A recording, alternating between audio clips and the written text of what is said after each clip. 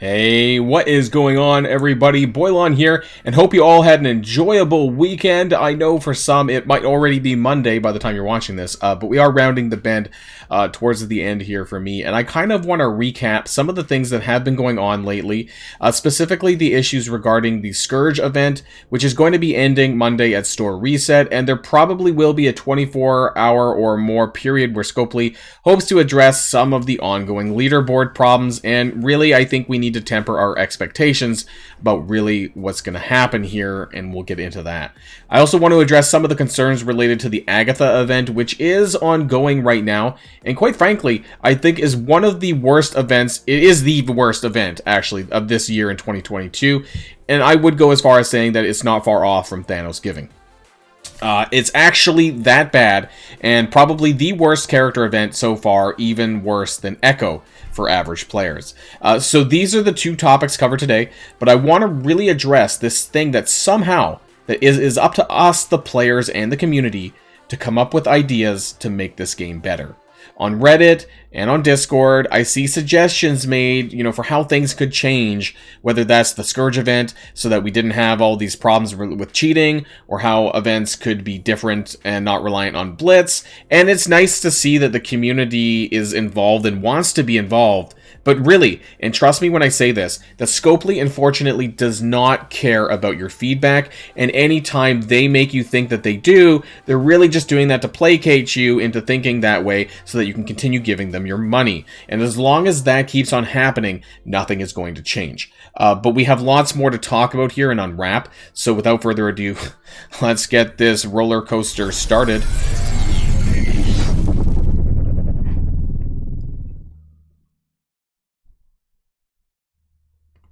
And I want to start off here at the Blitz window.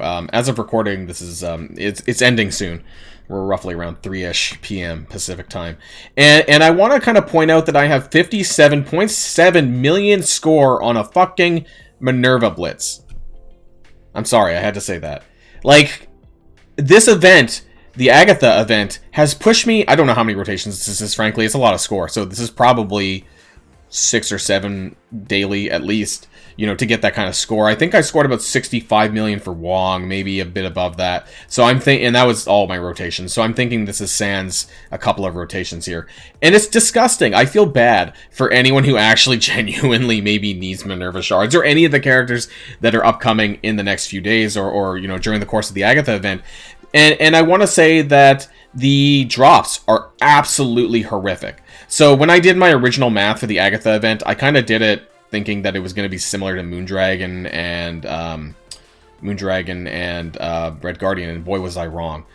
Because the average, and I'm on cooldown, so I can't do it, but the average drops are basically 50. Like, you're lucky to get anything above 50. And sure, it does happen from time to time, but previously it was so much better before, and now the event, these kinds of events, we can't see the drop rates, and that's part of the problem, because they're hiding those numbers from us, and I think they're really horrific, otherwise we would have seen them a little bit more frequently. I'm lucky to maybe get 1 or 2 drops above 50 per rotation, and I know that many have actually gone and got, just 50 for 35 wins or whatever. So this event is downright garbage.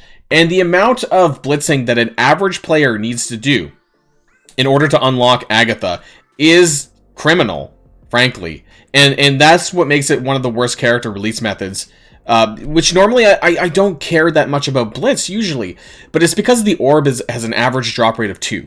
You're basically getting 2 per orb. So, you are getting some shards from the actual milestone itself. But realistically, you probably need to get through... There's 5 shards here, and then after that, you basically need to get... I believe it's here. So you get about 25 shards from up to milestone 27, and I think you might even need to go further than this.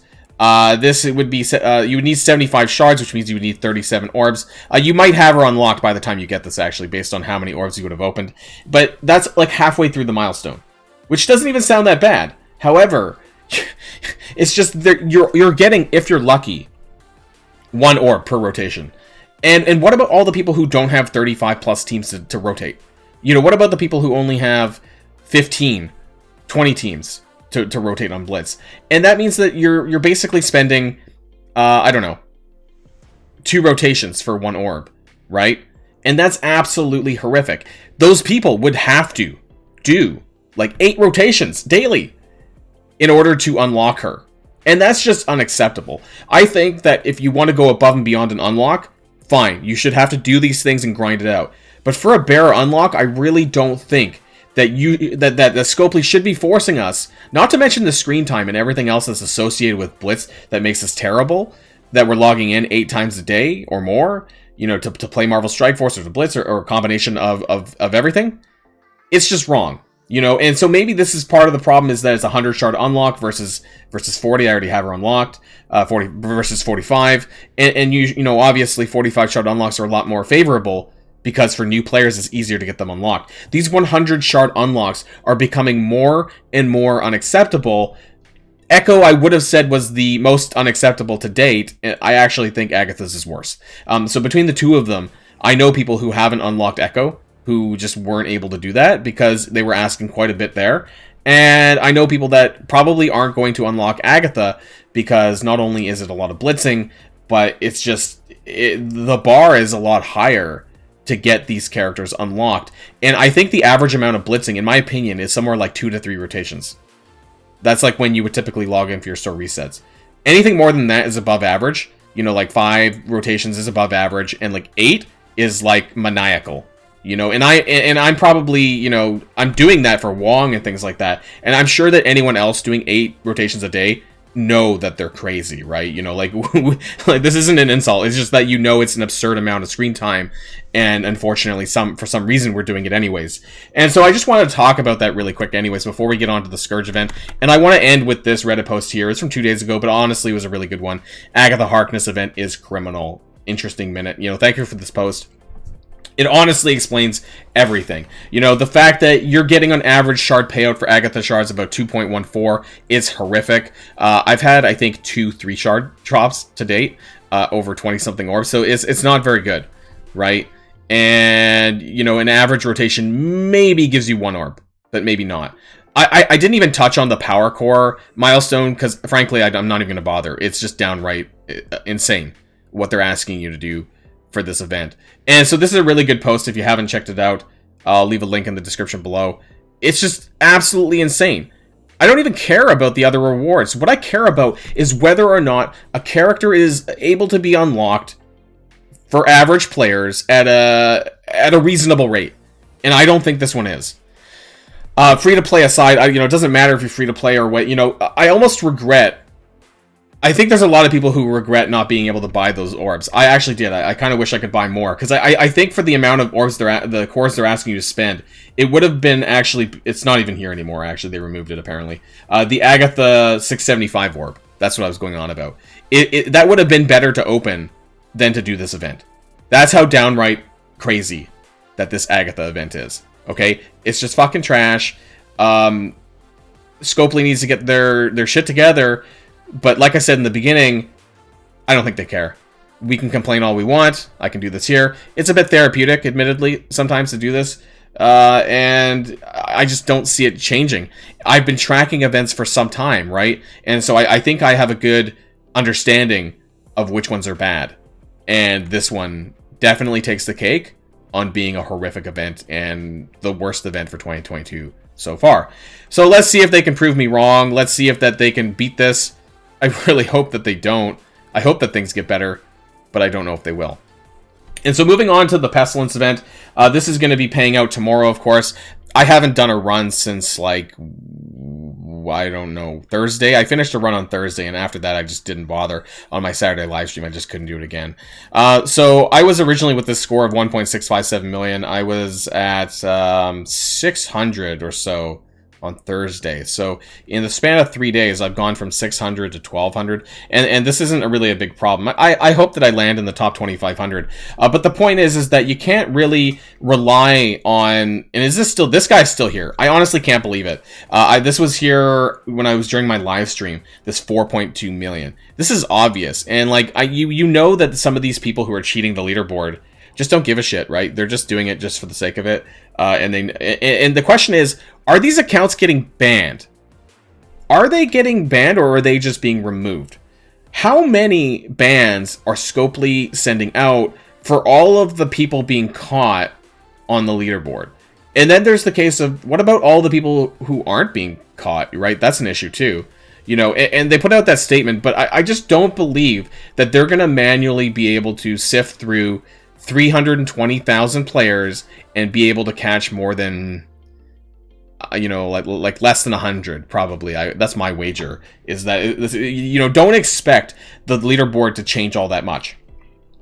Expect maybe some of the blatant ones that are in the top 100 to be checked over during that 24-hour period or whatever the case is. But let's be honest, and let's be real here, that this isn't something that they actively care about that much. Otherwise, they would have implemented a system that allowed for them to detect this kind of stuff without having to manually sift through it all the time. You know, like, this has been a problem from day one.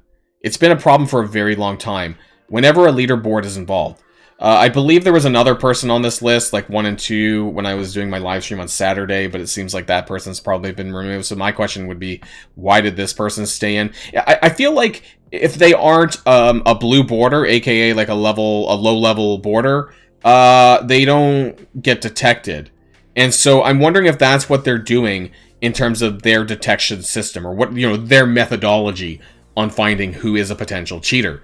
So there is, you know, and nothing against anyone in the top 100, you know, but how do we know that people did not, you know, casually raise their score by 5% or whatever? And it's not even just the top 100. Like, I could care less about the top 100, frankly.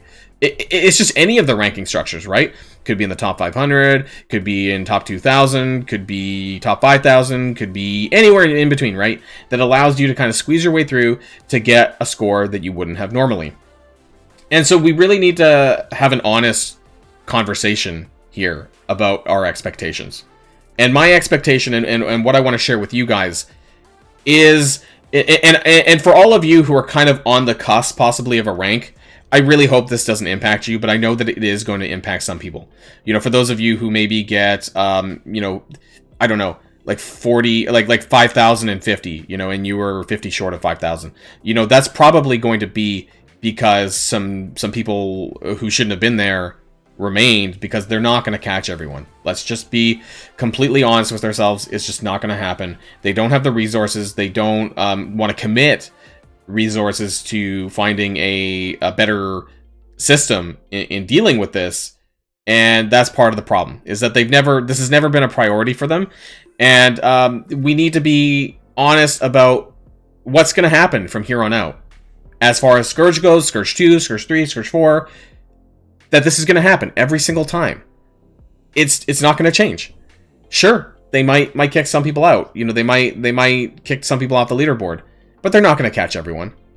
And we have to be real about that prospect, that is what's going to happen. There's going to be a lot of people who fall through the cracks, who slide in because they can, because they are not going to find everyone. There's going to be a 15 million TCP person who may have adjusted their score 5%, 10%, and it's not noticeable. And that's the reality, is that there's a lot of this going on. It's very widespread in Marvel Strike Force. Cheating at large is something that's been going on in one form or another for a very long time. And so I don't trust that they're going to get this part right. Whether it's the Scourge event or making events more broadly accessible for the players. And things have been going on a downhill slide for quite some time.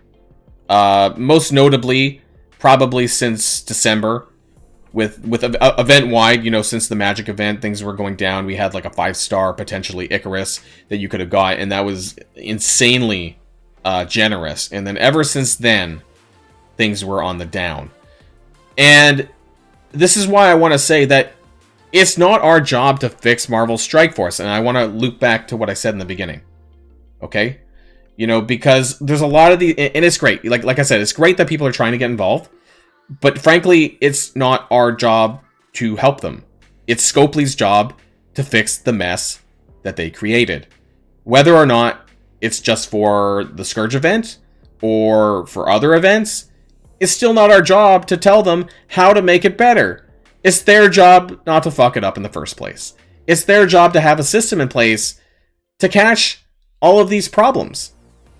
Whether it's leaderboard cheating, whether it's other event cheating with the Stark arm, that was also leaderboard related, but you know, the way that the donation systems worked, for example, and all these other problems that happen in Marvel Strike Force, which are very common. Why cannot they make $250 million a year? Why can't we have a game that is playable without problems? Keeping without problems here.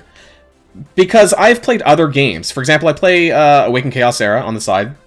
They make, I don't know, like $1 million or $2 million, you know, way less. Like 5 to 10% the amount of money that Marvel Strike Force does. And I don't rightfully assume from the get-go that the game is going to have problems. And largely it doesn't. At least not to the same degree as this. So why does Marvel Strike Force have so many problems on a regular basis that can't be solved, and other games that make less can fix their issues? That's what I've never been able to understand about this game. As much as we love this game and we want it to be better, it's their job to do it.